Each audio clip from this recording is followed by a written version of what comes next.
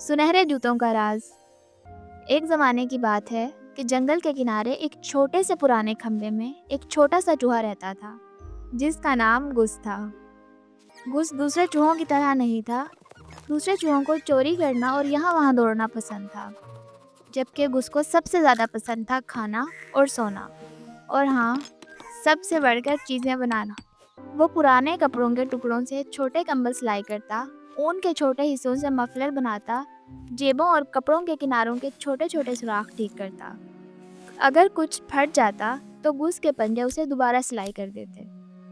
گس اکیلا نہیں تھا، اس کے دو بہترین دوست بھی تھے، پپ اور نب۔ پپ چالاک اور تیز تھا، ہمیشہ یہاں وہاں دوڑتا رہتا، جبکہ نب چھوٹا اور شرمیلا تھا، لیکن اس کے نوکدار دانت کسی بھی چیز کو کاٹ سکتے تھے۔ تینوں بہت اچھے دوست تھے۔ سب سے خاص بات یہ تھی کہ گس کی ایک انسانی دوست بھی تھی جس کا نام ایلی تھا۔ ایلی اب بڑے گھر میں نہیں رہتی تھی، اس کے والد کا انتقال ہو گیا تھا اور ستیلی ماں اور بہنوں نے سب کچھ لے لیا تھا۔ اب وہ ایک چھوٹے سے جھونپڑے میں رہتی تھی اور دن بھر کام کرتی تھی۔ وہ فرش جھاڑتی، برتن صاف کرتی، پانی کی بھاری بالٹی اٹھاتی اور اکثر اس کے کپڑے پھٹ جاتے، لیکن ایلی کبھی ناراض نہیں ہوتی تھی۔ وہ ہمیشہ مہربان رہتی اور گس کو دور دراز کے ممالک کی کہانیاں سناتی۔ گس بڑی آنکھوں اور کانپتی مونچھوں کے ساتھ سنتا، اور ہر بار جب ایلی کے کپڑے پھٹتے تو وہ انہیں دوبارہ دھیرے سے سلائی کر دیتا۔ گس کا گھر بھی بہت خاص تھا۔ وہ ایلی کے پرانے جوتوں میں سے ایک میں سوتا تھا۔ وہ سب سے خوبصورت جوتا تھا جو ایلی کے بچپن کے جوتوں میں سے ایک تھا۔ کوئی اور اسے نہیں پہنتا تھا، لیکن گس اسے صاف کرتا، نرم کرتا اور محفوظ رکھتا۔ اسے یہ دنیا کا سب سے بہترین بستر لگتا تھا۔ ایک سال تک گس ایک راز رکھ رہا تھا۔ وہ ایلی کے لیے ایک تحفہ بنا رہا تھا، ایک جوڑی جوتے۔ یہ عام جوتے نہیں تھے، یہ نرم، چمکدار کپڑے سے بنے تھے جو اس نے اٹاری سے پایا تھا، اور چھوٹے موتیوں سے سجے تھے جو کبھی ہار سے گرے تھے۔ دھاگا سورج کی روشنی میں سنہری چمک رہا تھا۔ ہر رات جب گھر خاموش ہوتا، گس جوتے تیار کرتا، اور اب وہ تقریباً مکمل ہو گئے تھے۔ وہ انہیں ایلی کو اس کے جنم دن پر دینا چاہتا تھا۔ ایک دن گاؤں کے خبر سنانے والے نے اعلان کیا کہ شہزادہ محل میں ایک شاندار دعوت کا اہتمام کر رہا ہے۔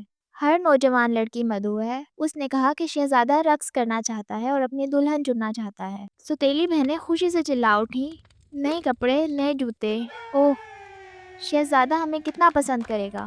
انہوں نے اپنے ہاتھ تالیوں سے مارے اور بہترین لباس منگوائے۔ ایلی نے سرگوشی کی، او گس، کاش ہم بھی ایک بار جا سکیں۔ گس کی مونچھیں کانپی، وہ اپنے خفیہ ٹھکانے کی طرف دوڑا اور فخر کے ساتھ وہ جوتے نکالے جو اس نے بنائے تھے۔ یہ تمہارے لیے، اس نے جوتے ایلی کو دیتے ہوئے کہا۔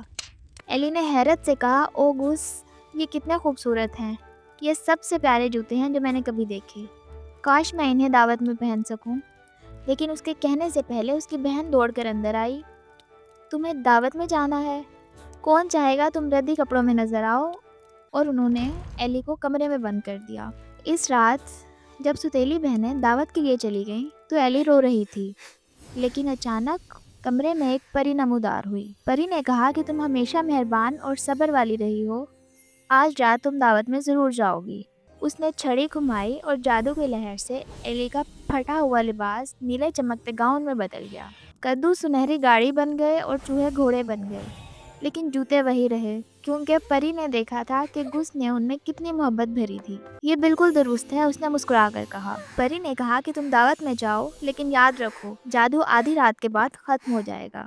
گس کے دیے ہوئے جوتے پہن کر وہ دعوت میں چلی گئی۔ محل موسیقی اور ہنسی سے گونج رہا تھا، لیکن جیسے ہی ایلی وہاں داخل ہوئی سب خاموش ہو گئے۔ وہ لالٹینوں سے زیادہ چمک رہی تھی۔ شہزادے نے جھک کر رقص کے لیے پوچھا اور وہ دونوں رقص کرتے رہے، لیکن آدھی رات کے وقت ایلا محل سے بھاگی۔ اس کے گاؤن کی وجہ سے ایک جوتا اس کے پاؤں سے نکل گیا۔ شہزادے نے اسے نرمی سے اٹھایا اور اعلان کیا کہ میں اسے تلاش کروں گا۔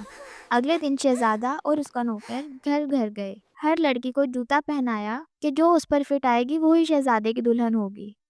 آخر کار وہ ایلی کے گھر پہنچے۔ ستیلی بہنوں نے آگے بڑھ کر جوتا پہنا، لیکن وہ ان کے پاؤں میں فٹ نہیں ہوا۔ دونوں نے سرگوشی کی کہ ایلی کو باہر نہ آنے دیا جائے۔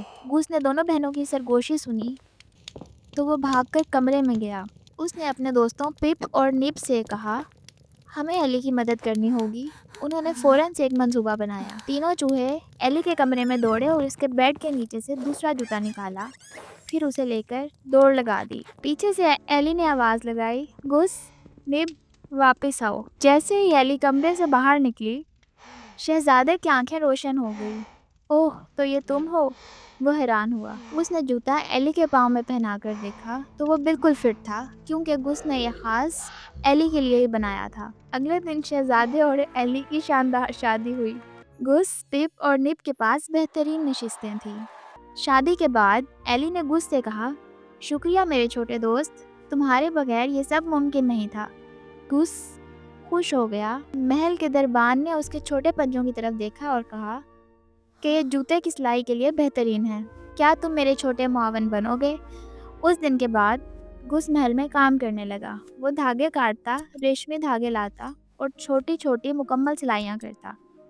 محل کے لباس سب سے خوبصورت ہونے لگے، لیکن گس ہمیشہ اپنے بہترین دوست کے لیے وقت نکالتا۔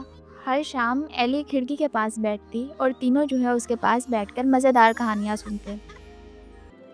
گس چھوٹا سا چوہا بڑے دل کے ساتھ سنتا اور خواب دیکھتا کہ کتنی اور خوبصورت چیزیں بنائی جا سکتی ہیں۔